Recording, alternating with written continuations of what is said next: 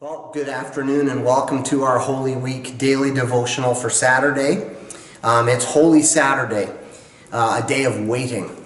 It's a day that's in the gap between Good Friday on the one side and Resurrection Sunday on the other. The lectionary text for today, in contrast to yesterday's almost 2 chapters in the Gospel of John, today it's just the last 6 verses in chapter 19, and I'd like to read that. Later, Joseph of Arimathea asked Pilate for the body of Jesus. Now, Joseph was a disciple of Jesus, but secretly, because he feared the Jewish leaders. With Pilate's permission, he came and took the body away. He was accompanied by Nicodemus, the man who had earlier visited Jesus by night. Nicodemus brought a mixture of myrrh and aloe, about 75 pounds. Taking Jesus' body, the two of them wrapped it with the spices in strips of linen. This was in accordance with Jewish burial customs. At the place where Jesus was crucified, there was a garden, and in that garden a new tomb, in which no one had ever been laid, because it was the Jewish day of Passover, and since the tomb was nearby, they laid Jesus there.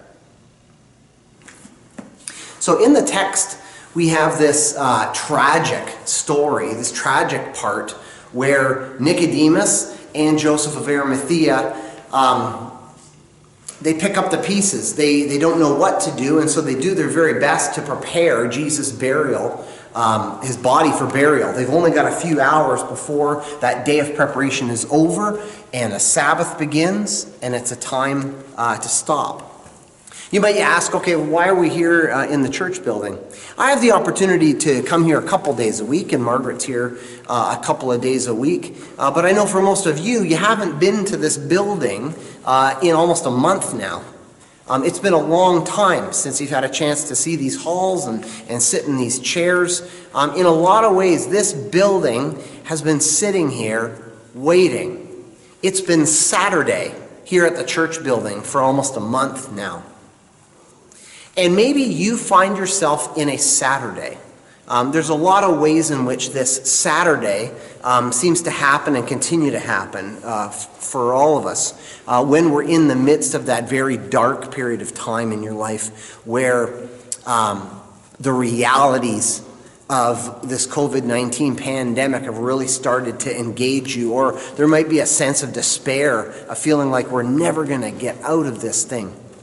But I hope you are starting to feel a little sense of hope.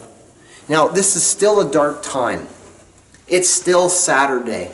We still have the trauma of the Friday in our minds. There are still, obviously, lots of people that are sick and dying as a result of this pandemic. But this year has been a strange year on a bunch of different levels. This pandemic has fallen in the midst of Lent. And some people have joked that they ended up giving up far more for Lent this year than they ever thought that they would. And even Sunday's Resurrection Sunday almost seems to be coming too early. It's not time to celebrate yet with regards to this disease. But we have hope. We hope that we can see a light at the end of the tunnel.